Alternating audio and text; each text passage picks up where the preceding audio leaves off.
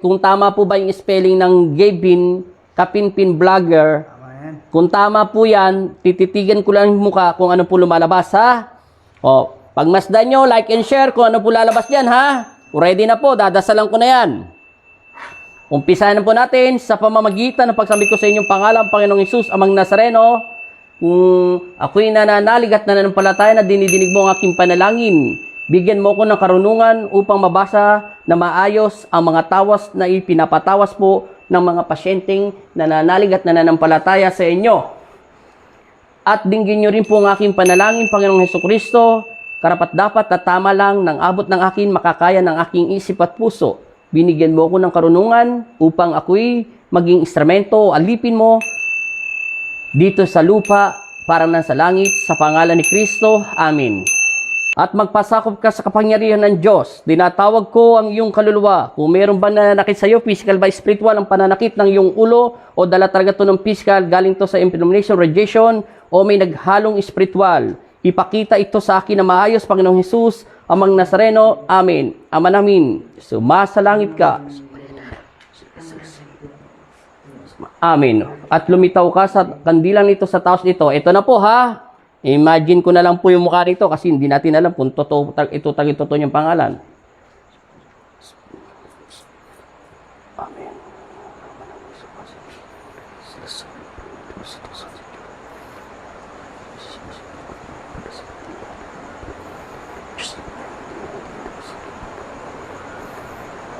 Taga saan to? Nueva Ecija.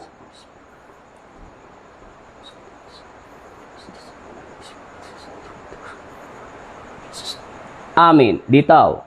Yan, titingnan po natin kung ano po talaga ang pagkabasa. O, walang kukurap. Dahil marami po ito tagapaghanga. Amen.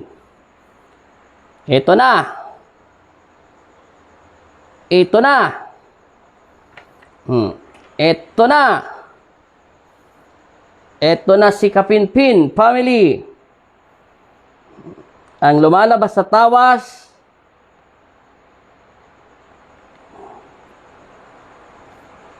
Anong sabi ng nagtawas nito? Ay sinin sa akin, mayroon daw sili, paminta. Ano ba naman? Paminta. Ang gagawin ng paminta? Takot nga yung mga paminta sa mga maligno eh. Yan na, lalabas na po to, ha? Kung ano lang ang nilabas sa tawas, idol niya po ito. Nakikiusap siya na tawasin ko. Dahil ganun niya kamahal ang tao na ito. Kung ano po ang lumabas sa tawas sa pangalan ni Kristo, sabi daw may nainggit, mahinang vlogger na daw, pabagsak.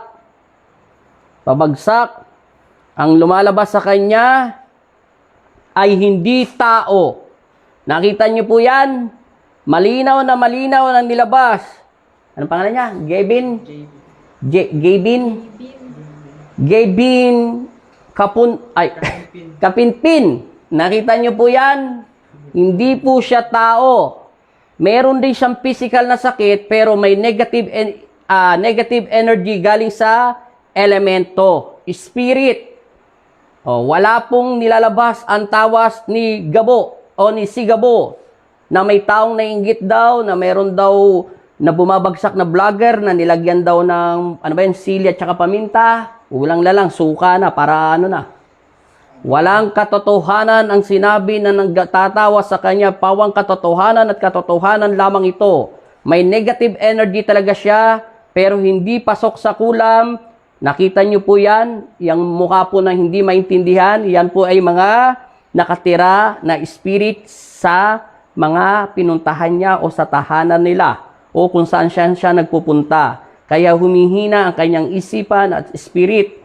Ngunit walang sinasabi sa batas ng espiritual na pawang katotohanan lang naman to, walang kumukulam sa kanya. Pagdating sa kulam, hindi ako naniniwala. Kasi meron na kaming experience na maraming sakit na ganyan. Hindi lang 100 katao na gumaling dyan. Ang ibig sabihin po niyan, hindi nakikita ng mga mata, nagpapabigat ng mga karamdaman. Ngunit meron pa rin siyang sakit na physical. Sinabi ko na nga ba yan? Stress, depression, anxiety, pagod, puyat, yan. Inflammation, radiation. Ayan na po ha. Ayan po. Kaya magpasalamat kayo sa taong nagmamahal sa inyo, Mr. Gavin Kapinpin. Ng taga saan to? Nueva Ecija. Ayan na po ha. Mapanatag ang inyong loob ng inyong anak. O sino bang nanay ni Gavin Kapinpin? Yung anak nyo po ay lubos po akong nagsasabi ng pawang katotohanan lamang. Hindi po siya kinukulam na laos na vlogger. Kasi pinanood nyo po, sinend po sa akin yung video na laos daw nilagyan ng paminta, nilagyan ng sili. Hindi. Meron po talaga siyang sakit na physical, kaya lang po hindi, ay may sakit po siyang spiritual, kaya hindi po nakikita ang physical, may negative energy elements. Ngayon, ikukulong ko na po ito at palalayain na ito yung katawan lupa ay espiritu niya, gagana na po yung mga gamot na ito. Dahil ito itatawasin na at dadasalan at susunugin sa insenso para itaboy ang mga masasamang espiritu element. Hindi po siya kinukulam.